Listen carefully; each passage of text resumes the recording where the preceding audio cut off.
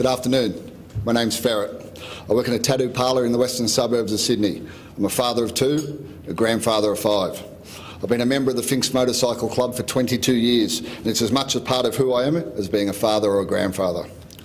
It's where I've met my best friends, spent some of the milestones of my life, and found people who share my lifelong interest in motorcycles. Contrary to what you may hear from government press releases, being a Fink doesn't mean that I must be involved in drug trafficking, violence, intimidation or any other form of crime. Organising it, participating in it or condoning it. But that's me. I'm not here to tell you that members of motorcycle clubs are all saints. There may be people amongst our members who have been in trouble, and what happened at Sydney Airport was a tragedy. Hopefully, with the clubs now sitting together on the United Motorcycle Council, communication between clubs can be improved to alleviate any further tension. Right. My message to you today is that the behaviour of the few does not give our state governments the right to punish the majority. Does not give the government or the police the right to apply a different legal standard to people who look like me or belong to my club. Most of all, it does not make it right for the government to pass laws that lead to innocent people losing their jobs, but that's exactly what's happening.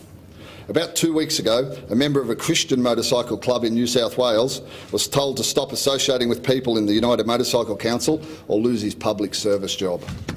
My message today is that all people living in Australia should be free to lawfully associate. Our existing laws are sufficient to punish crime and corruption. There is no need in this country for a law that says that any citizen can lose their livelihood and be declared a criminal simply by talking to someone else. The behaviour of the few does not justify punishing or taking away the rights of the whole. Think about it this way. If the behaviour of a few was enough to justify a criminal tag being applied to all, then Anna Bligh up in Queensland should be declaring her own party a criminal organisation. And our Prime Minister, Kevin Rudd, would also be guilty because his party has accepted donations from an individual named by a US Senate as having associates involved in organised crime. As I said, I'm not trying to say all bikers are saints, just like not all politicians or police are squeaky clean. But I would say that there is more organised criminal activity every day in Australia's governments and police services than you would ever find at your local biker clubhouse. I'm honoured to be here today representing the 18 clubs of the UMC of New South Wales and speaking on their behalf. There are 2 things I'd like to achieve from this event. Firstly, I'm going to ask you, the members of the media and government, to write and speak fairly about us and our members. And I'm going to ask you to apply a healthy degree of scepticism to what you hear coming out of the government about bikers and crime.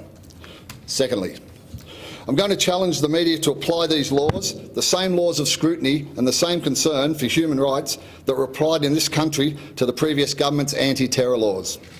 These anti-association laws are continuing the job the previous government started in stripping away our legal rights. Now, firstly about the media. You may have noticed we don't comment on what's written about us. We rarely tell our side of the story. What you think about motorcycle clubs you probably assume from the way we look, what you've read about in the news, seen in biker movies, or have been told by the government or police. I guess you could say that the way we've been portrayed over the years isn't something we've fought against. What this means is that what's said about us has gone uncontested.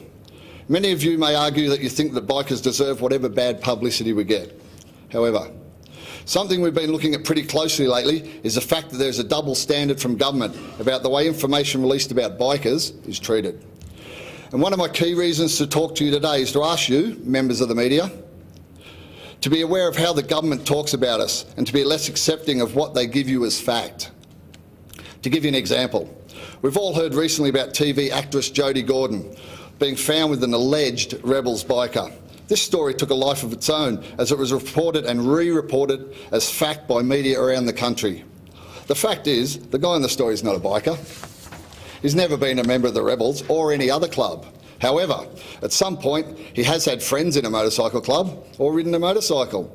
As a result of this, bikers get the credit for the behaviour of some TV star we haven't even met.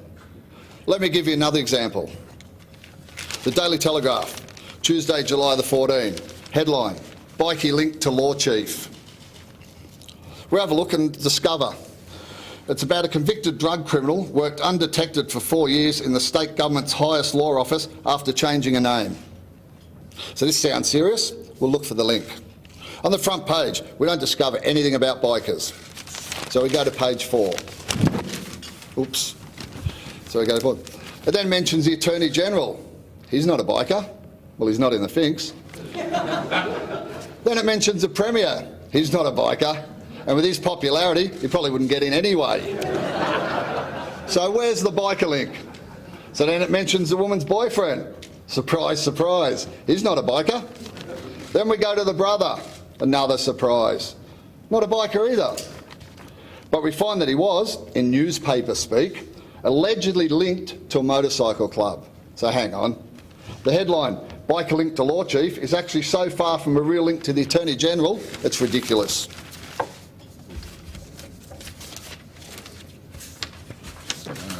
Does anyone here in this room know the game 6 Degrees of Separation? I'm pretty sure that if I tried hard enough I could find, from within my friends, relatives, people I've once met at the gym, a chain of people that would lead me to some very interesting, influential people. But does it mean I know them? So I asked around. And someone who works with me now has an associate who's a former employee to Kevin Rudd. Therefore, Prime Minister, I bet you didn't know this. But there is a Fink link directly to your office in Parliament House. It's the same distance, a connection of the alleged link to the story in the Daily Telegraph. Of course. Do I know Kevin Rudd? No. Have I met Kevin Rudd? No. Do I have any influence over Kevin Rudd? No. Would it be a complete beat-up for any of you to publish a headline tomorrow? Fink link to PM. Yes, it would. What I would like tomorrow's headline to focus on is the very real threat to civil liberties from the anti-association laws being introduced by most state governments. I'm not going to get into a lot of detail about the laws, as you will soon hear from one of Australia's leading criminologists on what that will mean for every Australian citizen. But I do want to challenge the media to apply more scrutiny to these laws. A few years ago, when the former federal government proposed some very serious laws to deal with terrorism, there was a national outcry about the impact they would have on civil and legal rights. Speakers in this very room denounced the unjust aspects of those laws, and journalists across the country wrote large volumes about their impacts on basic legal rights. Due to that public scrutiny, many of the harshest and most unjust elements of those laws were removed or watered down. As we've seen in the last 24 hours, that doesn't seem to have affected the ability to combat terrorism. It's ironic that much of the criticism of the anti-terror laws came from state governments, most of whom are now passing equally bad laws at the state level. What's worse is that because governments claim the laws are targeted only at bikers, they're going almost unreported by the media. But these laws do not only affect bikers. In fact, the New South Wales legislation doesn't even contain the words biker or motorcycle club. These laws strip away fundamental legal rights, such as freedom of association, the presumption of innocence, open court hearings and the right of appeal. And then they can be used against any group or individual. I challenge the media, both here today and around Australia, to look far more seriously at these laws, apply the same level of scrutiny you applied to the anti-terror laws, because the impact on human rights is just as bad.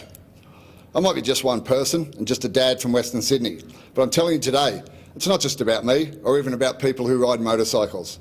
It's an issue about human rights. It's an issue for every person listening to me here, in the press gallery and at home across Australia.